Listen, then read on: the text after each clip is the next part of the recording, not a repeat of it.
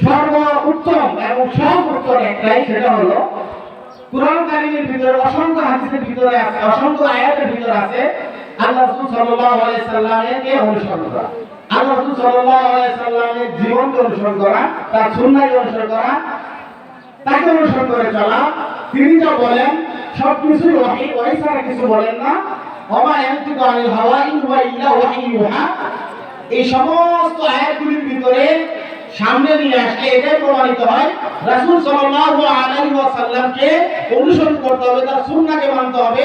সুতরাং যদি কেউ সুন্নাহকে অস্বীকার করে, রাসূলকে অস্বীকার করে, হাদিসকে অস্বীকার করে, তাহলে কোরআনের এই সমস্ত আয়াতকে অস্বীকার করা অপরিহার্য এসে যায়। আর কোরআনের আয়াতকে যখন কেউ অস্বীকার করে তখন সে কাফির হয়ে যায়। এবার বুঝতে পারছেন?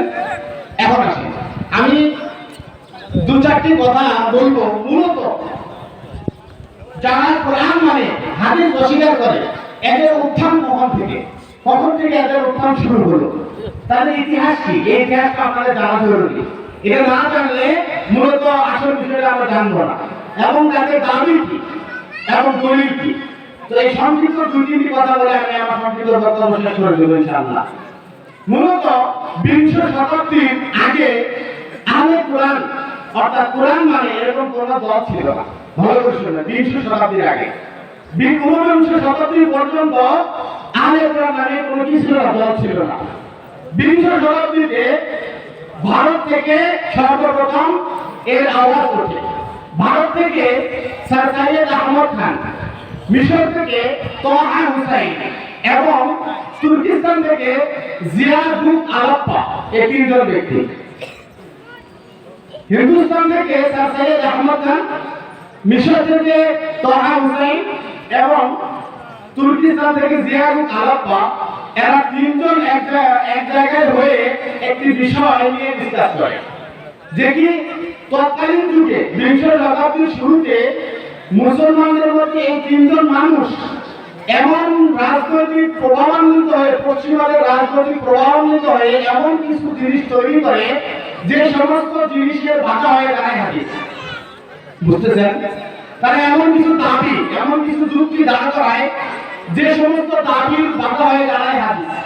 এজন্য তারা নিজেদেরকে আহলে তাসাদ্দুর, অর্থাৎ সংস্কারী একটি দল হিসেবে প্রকাশ করে, যে আমরা সংস্কারী একটি দল। এই তিন দেশের তিনজন লিডার সেজে আহলে তাসাদ্দুর নামে একটি দল তারা গঠন করে।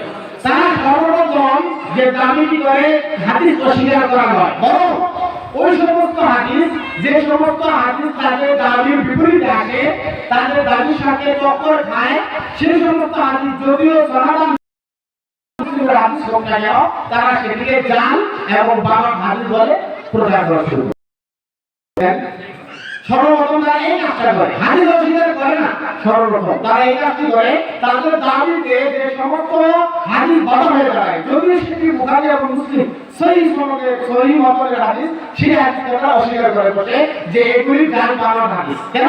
এই হাদিসগুলি তাদের দাবির উপরে বাধা হয়ে দাঁড়াচ্ছে, এই জন্য তারা এটাকে জাল বলে।